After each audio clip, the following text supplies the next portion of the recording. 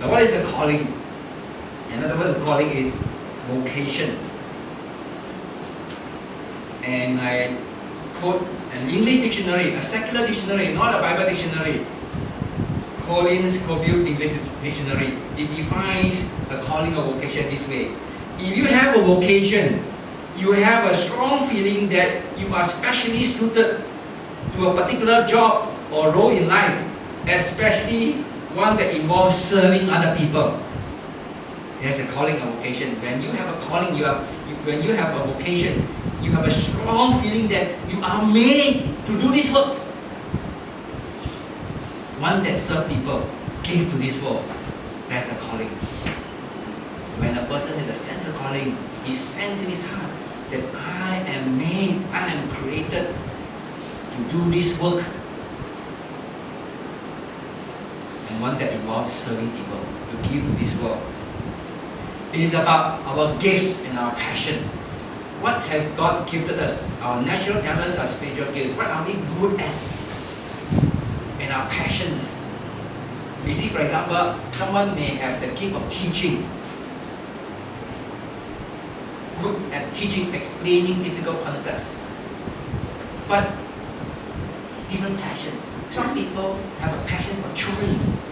Some people have a passion for youth. I know of one lady, she did a doctorate in education. After that, she went full-time to the church to minister to retirees. A passion for old people. So, our giftings, what are our gifts plus our passion? What we are passionate about. Some people will remain in youth ministry for the rest of their life.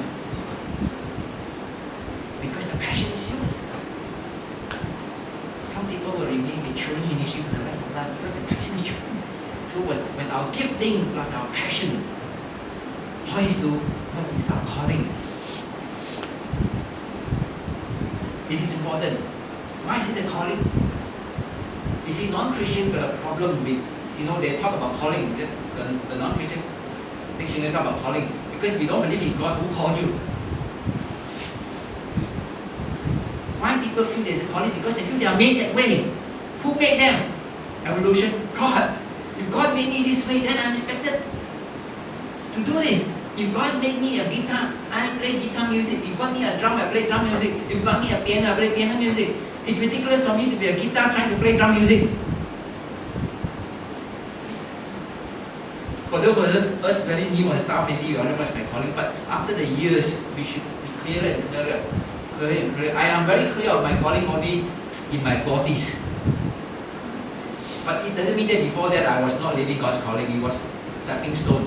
God was guiding me towards the final ultimate calling, one that I will dive in.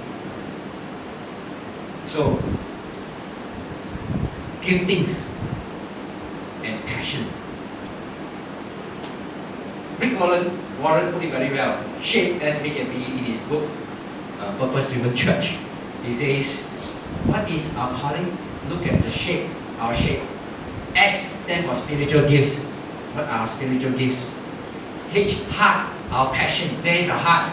Is it children? Is it foreign mission? Is it local mission? Is it old people, young people? Is it the Orang Asli? Is it Westerner? Is it Chinese? Is it Indian? We have different passion.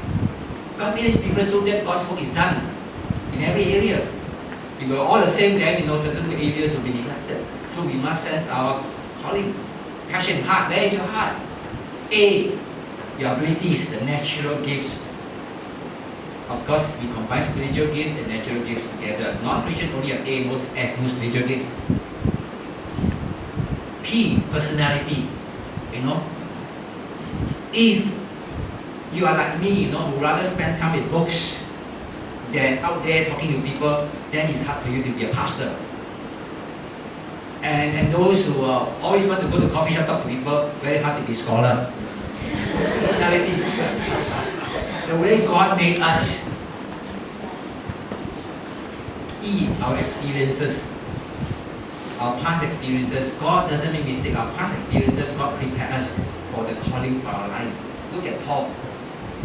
his personality, he's an activist. He goes, he go and persecute people in another city. Go to Damascus, that's why I met Christ. So he's perfect to be a cross-cultural missioner, go all over the world to preach the gospel. He's willing to go to different cities to persecute Christians. So he's the kind of personality. So he's suit the purpose of going to all over the world to preach the gospel.